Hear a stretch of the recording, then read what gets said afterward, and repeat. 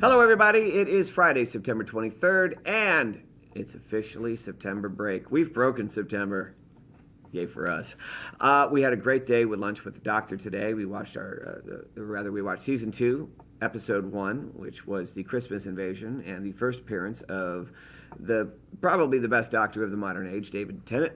The kids loved it. Very good episode, and I'm sure they're going to be all fired up to watch some more on the way home.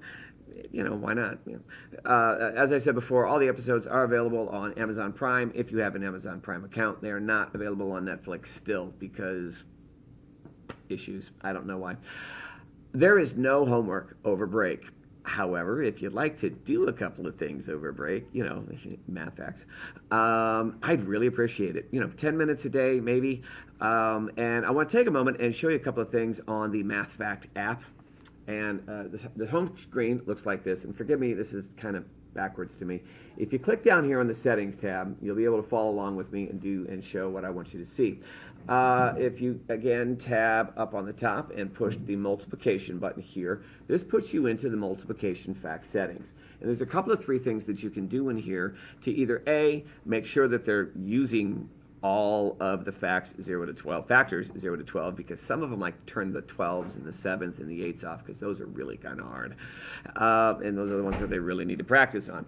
But if you zoom in here, you've got 3 different tabs there: products, multiplication tables, and customize. Okay.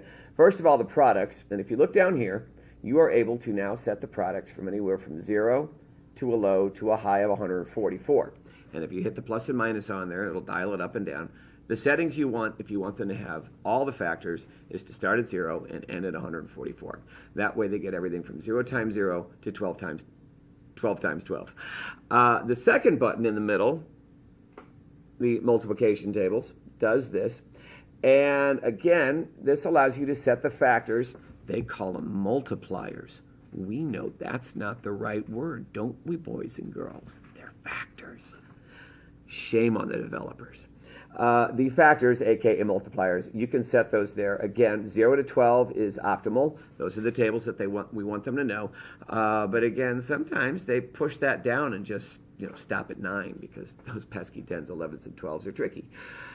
And the fun one is right here in the middle, the tables. And if you hit the edit button, let's see if I can do this right without getting the light in the way. Tables! Edit, that one. Okay, this is going to pull up this box. And what this will do is turn off the entire tree for the zeros, for the 1s, for the 2s. If it's highlighted in light blue like this, that means it is active. And if you touch it and it goes dark, that means it is inactive. And many of the kids have discovered that if they do that and that and that and that and that, it gets a lot easier. Make sure those are turned on. Or vice versa, turn all those off and get them focusing on the ones that they probably really do need to focus on most: 7, 8, 9, 11s, and 12s. 11s aren't tough right up until it's 11 times 11, 11 times 12. Those are the 2 that generally gives them trouble. So either way you can do it. Just 10 minutes a day will be most helpful for them. And as I was telling them earlier, multiplication is right around the corner. And if we have some fact mastery, it gets so much easier for them, for you, for me, for everybody. Another thing that we could do over the break, again, I stress this, purely optional, is an extra credit video. And I'm going to post it on their assignment tab in their OneNote journals, where I put their homework. I'm also posting it right underneath this video, so you can scroll down and review it as I'm going over it. And I'm just going to review it really quickly here, and you can read the rest of it there. But basically, I'm going to give them an opportunity to make a 1-minute video. That's 1 minute maximum. And again, if all 28 do it and everybody makes a 30-minute video, we will never be able to watch them all in class. So 1 minute, 60 seconds, maximum video. What can they make it on? Anything they want. The assignment is to tie it in to whatever you want the grade to count for. So if you like to get a extra grade in math, then tie it into something we've been doing in math: addition, subtraction. The economy can fold in there. We've been working a lot with money, going shopping, budgeting, anything like that. Showing expenses for the day and how we added up the bill for dinner. I don't know. Get creative. Have fun with this. That's the point. They can do reading, writing. The one thing that I do want to point out with the writing is the informational. That one is really the big catch-all, and almost anything can be an informational essay here. You're going somewhere, you're going to a historical place, you're going to go do a trip, you're going to learn a little something. Research. Read those big giant metal plaques on the wall that nobody looks at. Look at the little posts with the words on them. Listen to the lady that walks around with you in the tour group and teaches you all about the place that you're visiting. Take that information, write down a couple of notes, and then show us with the video, with pictures. Take your iPads with you. Make a little 1-minute video in iMovie and teach us about what you've learned. And that can be done in the backyard. That can be done, and we talked about how I interviewed my grandmother, and I'll let them tell you the story. But it can be done with anybody, whether you're going anywhere or you're staying home the whole break. That'll work fine.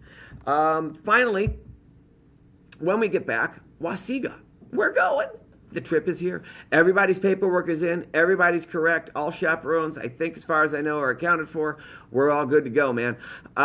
If you have medical forms, get them in quick if they need something. If you don't need to send preventative medicines in case they get sick while they're there, they can take an aspirin. We can't do that.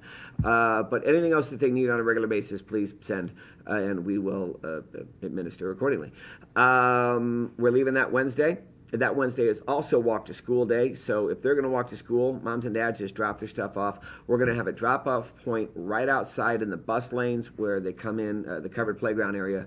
You'll see signs on the walls, Eichler and Blick and everybody down there, and just line it up according to classroom, and then we'll load up the buses later when they get here. Looking ahead for when we get back, what are we going to be doing?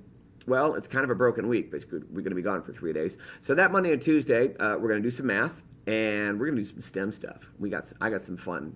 Yeah, I'm not going to say anymore. I'll keep you in suspense. Hey, that's all I got. Thank you all for tuning in. Everybody have a fantastic break. Relax, enjoy, do some math facts. And we'll see you all when we get back. Have a wonderful vacation, everyone.